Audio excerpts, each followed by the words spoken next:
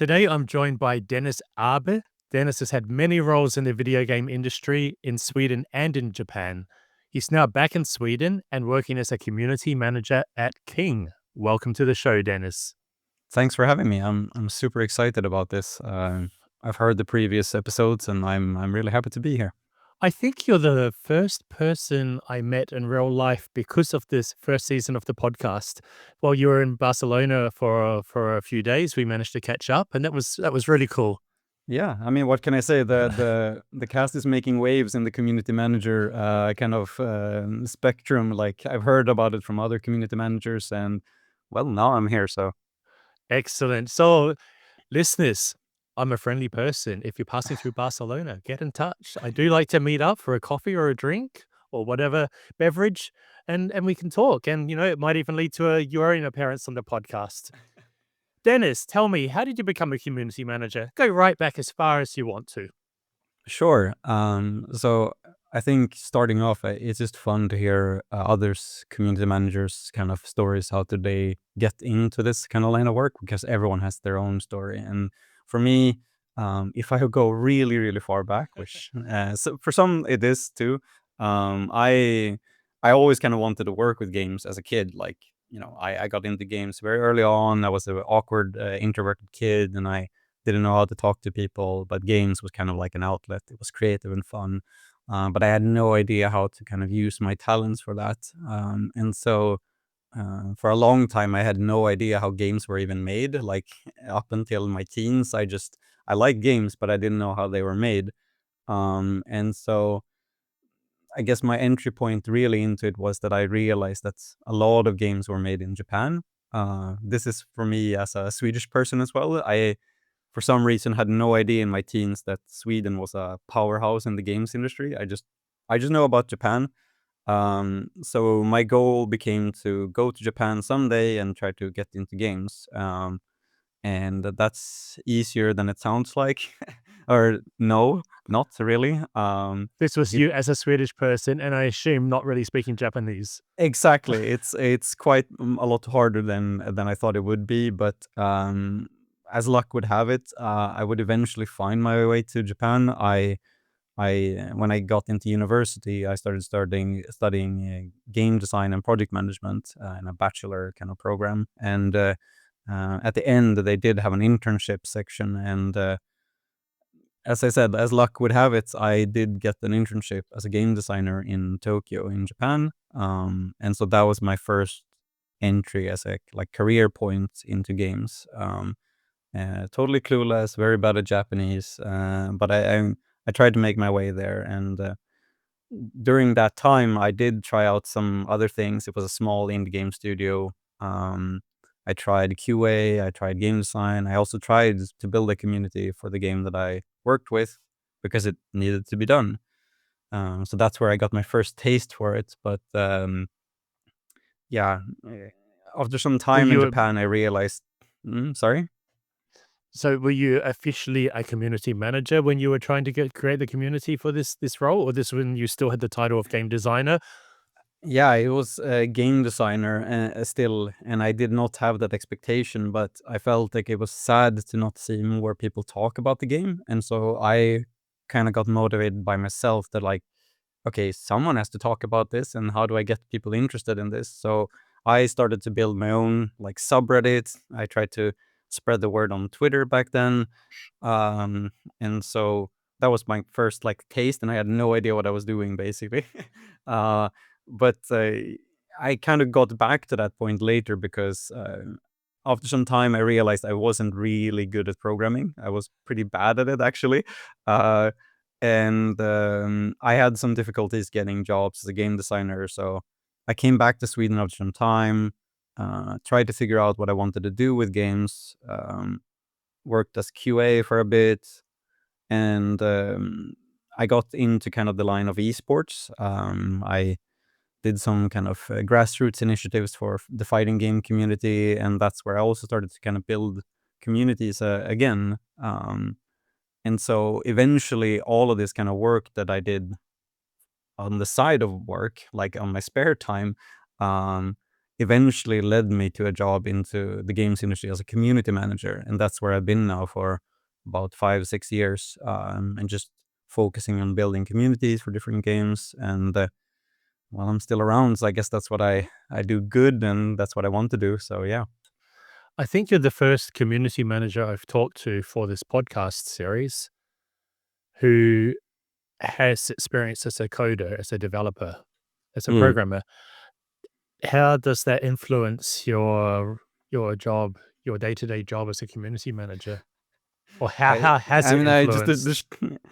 yeah, the short answer would be like I'm not as delusional, I hope, when I ask of stuff from the developers. No, but I think um, it has given me some strength in understanding of just how what kind of effort and resources goes into the development, and understanding that, oh, maybe I want to do this fun thing. Well, it's not as easy for the developers to actually accommodate that, or um, yeah, also, surprisingly though, like the QA experience has helped me a lot in unexpected ways too. Like when players approach you, or they're having an issue in the game, I sometimes go back into my QA routines and start breaking the games, and sometimes that helps the developers too. So having that kind of overview of how a game is made, I think, has helped me a lot in terms of just understanding it, basically.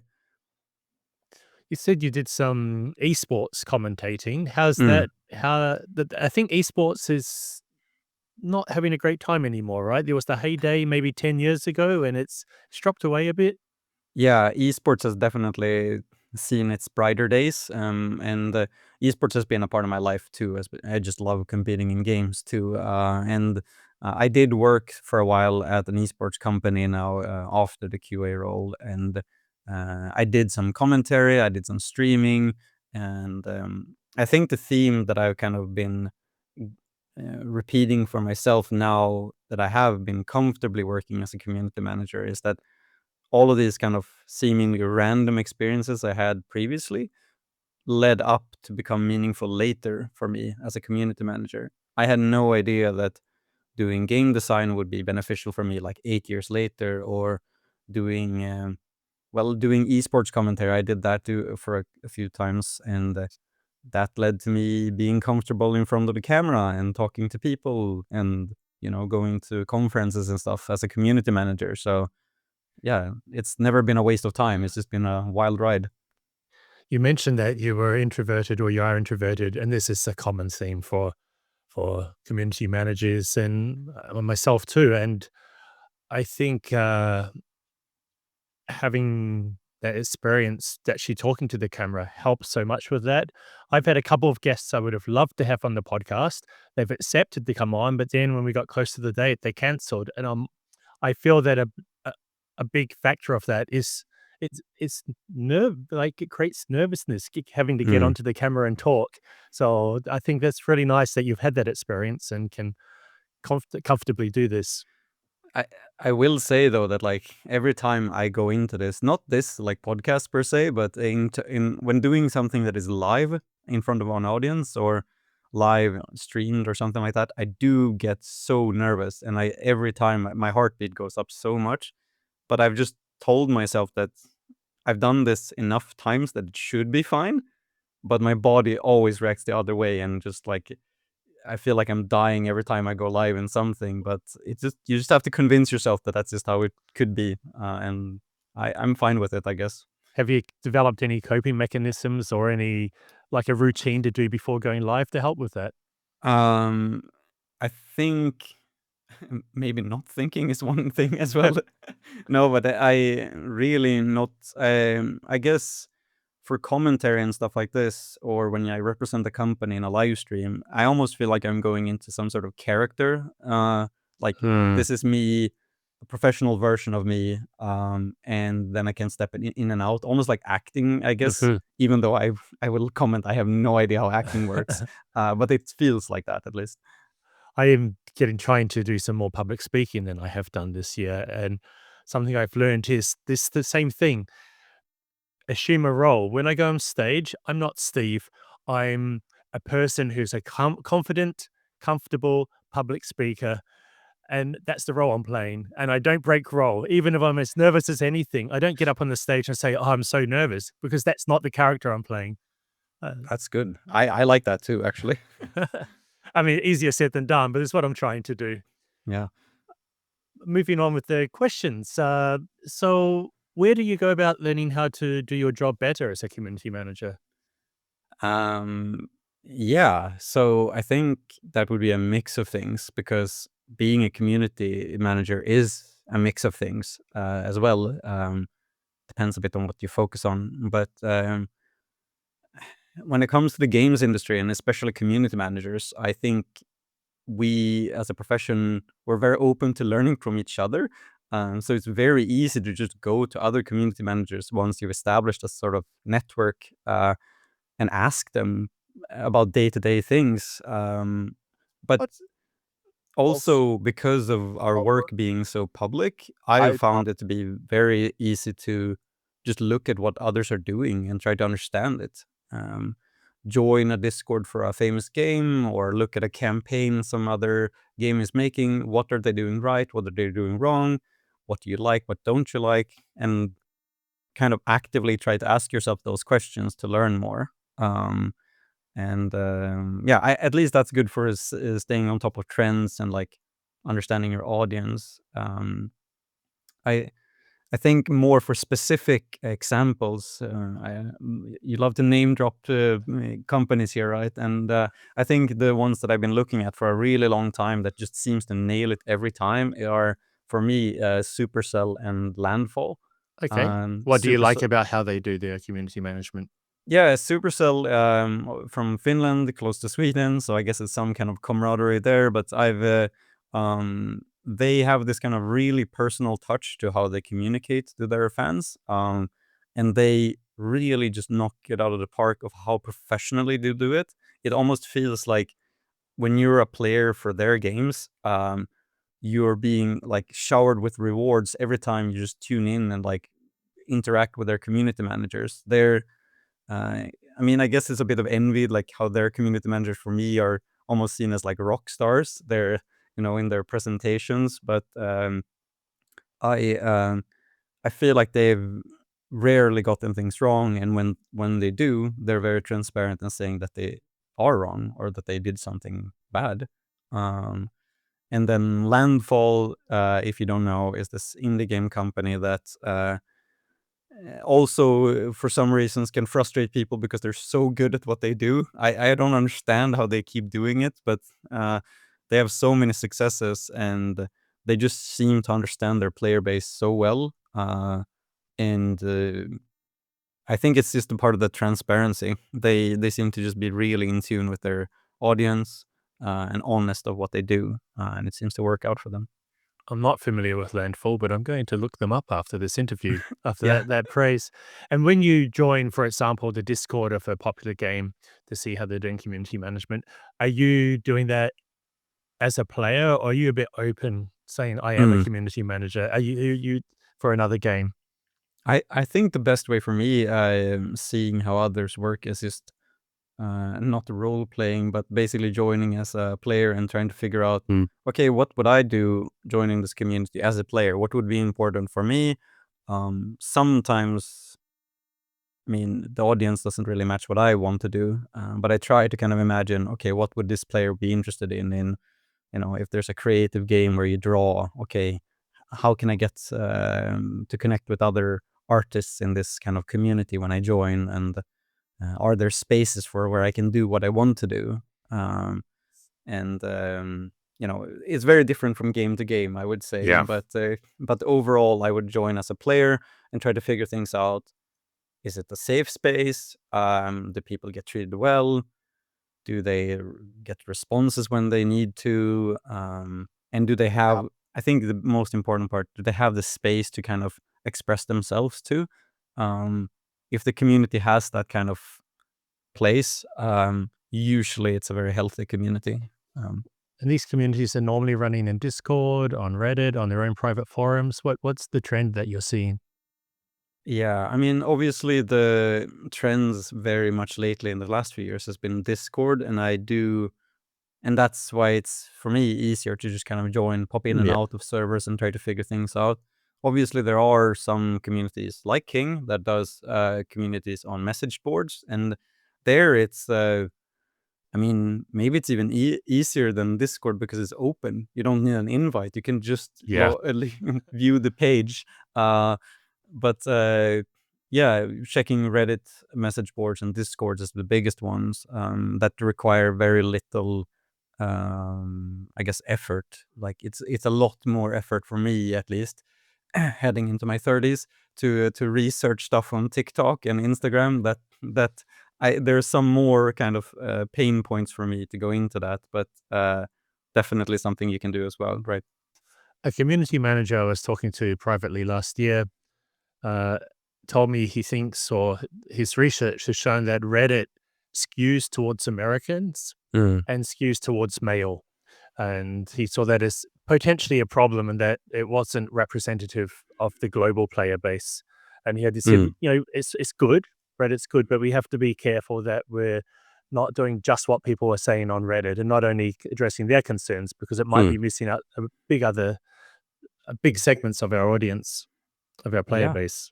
100%. I mean, the social media platforms that are used for different types of communities and games do have their inherent bias of like how they present themselves. I 100% believe that too, and it's especially noticeable with places like Twitter or X, how Oh, that's yeah. changed the last a few times. Not to date this podcast too much, but and I think that's really important. I mean, one of the biggest things I've seen at King, for example, is the communities on Facebook can be really strong and a lot stronger than people might realize. People may underrate Facebook and the groups that are go on there, but I've seen Facebook groups with hundreds of thousands of people that are active, and Wow. yeah, but also building your own space is kind of a way to get around that. Having your own type of message board, you set the rules and you set the boundaries in another way than like how it's presented by Reddit or Twitter or X. Exactly. It's a real dilemma. Do you say X? Then it sounds like you're talking about something that used to be something. Some Yeah, people say X Twitter, which means former Twitter, yeah, Twitter X. I don't know. I wish they just hadn't messed around with it. Twitter was y- so good back in the day. yeah. We I mean, always had its problems, but I made good friends on Twitter before it fell apart. No, exactly. Me too, and I've been trying Blue Sky too, but it's not really popping off in the same way. But yeah, we still have that problem in Sweden. Every time it's mentioned in the news, they always have to say X, formerly Twitter, in like every Mhm. sentence and newspaper, and it's getting a bit tiring. Do you have a story of a memorable positive moment that you've had as a community manager that you could share with us? Yeah, sure. Let me just think a moment here to Yeah, exactly. No, I definitely have. I mean, I have a lot of moments where positive interactions and as a community manager. But I think the one that kind of stands out was so a few years back, I used to work with VR games, and back then I noticed this kind of huge gap that there wasn't really this big event that brought players together or fans of VR games in the same way that you do see with, well, these days the Summer of Games and Game Awards, or like back in the day E3 and these types of things. And so um, I've been a big fan of those too, and I felt like VR games didn't really have something similar. By So VR games, we're talking about Oculus, for example, right? The exactly, headsets, yeah. the headset games, Okay. and so as a community manager at a VR game studio, I felt, well, why don't we do it ourselves? And so Why don't you there, make an awards yeah, program? why don't I make some sort of kind of event to gather players and have their excitement gathered for something that they all enjoy? And so, sure, there have been some VR showcases that are run by press outlets, but they didn't really have that same level of energy like E3 or the Xbox Games Showcase or Nintendo Direct or even BlizzCon or Brawl Talks. They don't have that kind of same power to them. Um, and at the time, we were developing several games, so we had enough to make our own showcase. So, um, basically, in my spare time, I started building this pitch deck outside of work and making a business case for this. And then when I had the presentation, I kept resharing it to my coworkers and trying to convince them this is what we should be doing. Um, and eventually, I got so bold that I started sharing it with the leadership at the company as well, because I was so convinced that this was what we were supposed to be doing. And it took about a year, and a lot changed from my original idea, but eventually we made this entire showcase, which is, I think it's about a half an hour, still up on YouTube. Um, and where we had these like exclusive announcements of the trailers shown, and all of the players were gathered in chat, and like it was this kind of, they were excited for a week before this, leading up to this event. And um, looking back at it now, I mean, maybe this showcase didn't really go viral or like blow up our sales or anything like that, but it did really put the company in a new position and in a new light. Basically, all the other VR game studios were looking at us and saying, "Oh, you can do that." Uh-huh. And so afterwards, I started seeing these kind of events, showcases pop up in VR more and more. Uh, and I don't want to be the one to take like credit solely for it, but it does feel really good, because Let me do it. I'm giving you the credit for this. yeah, I can take some, but yeah, no, but it just kind of stuck with me that the entire team, the marketing team, and the entire studio, because everyone was working on the different games, were working towards this one goal. And at the time, the company, the one I was at, Resolution Games, they were about 200 people, and so it was this really crazy energy where we matched the players' excitement. Like the developers and marketing was excited, and they were excited. So it was Uh, special. that's awesome. It's really nice that the organization supported you in this too. Mm. So, moving on, let's talk about tips you might have for somebody who's just got their very first job as a community Oof. manager and has no idea what they're supposed to be doing. What would you suggest they concentrate on doing in the first weeks or months in their job? Yeah, this is. I'm glad that I wish someone had this for me when I started as a community manager. But I think the biggest point that I've been seeing for people that have worked with community management for quite some time is the biggest topic to bring up is setting boundaries, and maintaining them. Setting bound yeah, go on. What I mean by that basically is like dividing your life between professional and personal life. A lot of community managers that get into games, they're excited, they want to do their very best, they want to be personal, and so they run with their personal accounts, they use the real names in the discords and all of these things, and uh, that can have a lot of really bad downsides. And I think to set that as a real example, I used to do this myself. I used to kind of consider myself as one with the company. I was basically a part of the company as a community manager. And then about 2 years ago, before working at King, then I experienced my first layoff at Resolution Games. And for me as a community manager, I'm not sure how it is for developers and artists. They have their things that they've worked on as well. But as a community manager, it basically felt like I lost a part of who I am, because I was representing the company so intensively, that when I lost that, it felt like I lost a part of me. Uh, I didn't no longer represent this entity, um, and that was partially because I hadn't set up and maintained boundaries for how I work. So to put that into like actuality, set up separate accounts for when you start working. Never use your personal accounts, and try to find ways to kind of separate when you work and when you don't work, like having two different devices, taking a walk after you stop working, these types of things. Uh, and I guess to add to it also is just being a community manager doesn't mean that you're always available, which is also a thing that I did. I kept responding to players on weekends, in No. evenings, and it was this kind of, I don't even know if it was a company expectation or if it was a expectation set by myself, but no one really needs to need you all the time. Like, you can take the weekend off and evenings off. It's fine. No one's good. It's just games. Like, it's going to be okay. I have this um, way of thinking that what did I do 2 years ago on this very weekend? I don't remember. Nobody remembers. Nobody remembers if I went above and beyond and did my work mm, all over the weekend. And therefore, if nobody remembers that from 2 years ago, why would I do it this weekend? yeah, Like, it has no long term benefit and it just has a negative short term effect for me because you've got to be outside of your job.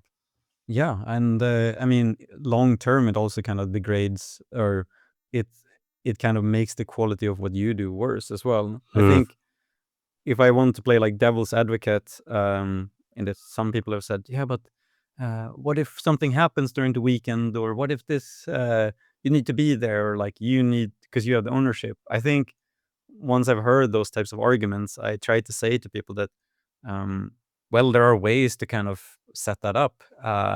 Like, you can have moderators helping you out, or you can have some sort of like safe rules being set up automatically over the weekend.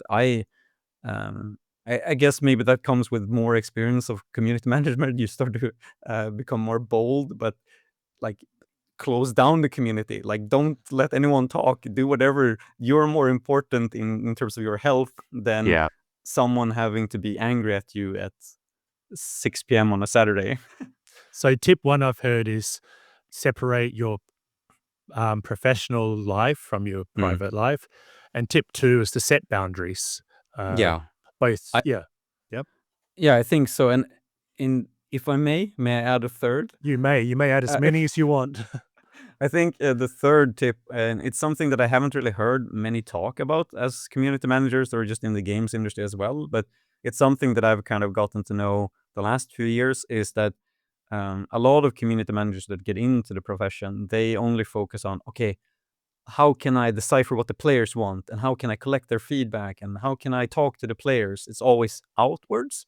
Mhm. But I think a lot of um, really kind of good community managers also focus on the communication internally, um, into the company. So if the developers and the company trusts you, you have so much more freedom on what you want to do with the players.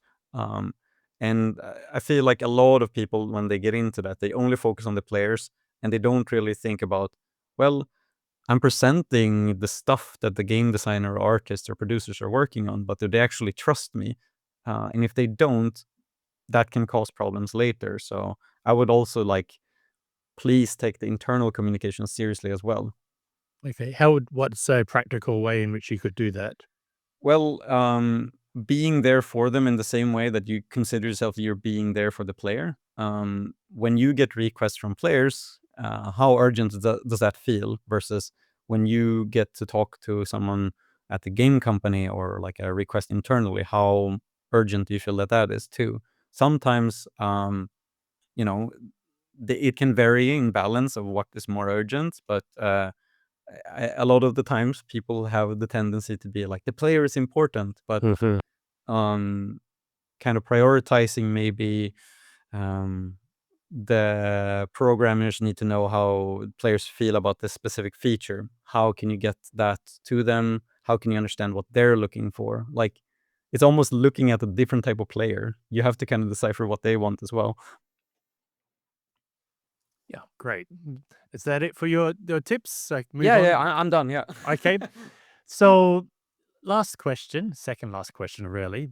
Mm, Um, let's say there's a 20-year-old you're talking to, or somebody in mm, the early 20s whose dream job is to be a community manager in a video games company, and they're not even in the video games industry yet. mm, How would you recommend they start the process of becoming a community manager? What tip do you have for people wanting to become a community manager? mm.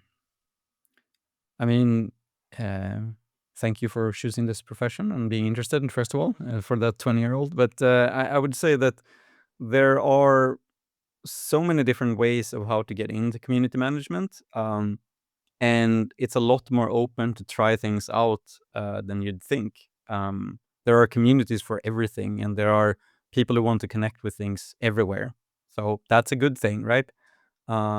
Being the one to kind of step up to the plate and help people connect to with a common interest will always be appreciated if you do it for them, not for yourself. If you try to think about it like, oh, I want to help people, I think that's when you start to see doors opening up a lot more rather than, okay, how can I get a job or how can this look good on my resume? If you genuinely care about something and want to help, that's step one. And then you've done a lot in that case. Then what it is in terms of quality, it could be anything. It could be your local cat shelter. It could be a Facebook group. Like, it doesn't have to be a game from the start. Just Mhm. try to see where you can help and then get into it. And then you start to learn things. Pick up the skills. This time it really is the final question. This is the most important question by far. What game have you been playing lately? And I feel so bad because it's such a good question, but I feel like I'm so boring when it comes to this. I think one of the things I do to kind of how can I say, reset my mind after work is playing competitive games, because then I have to just focus in on what's ahead of me. So really what I've been playing in terms of is just Valorant and Smash Brothers Melee, which is these two competitive games that I just can't get enough of.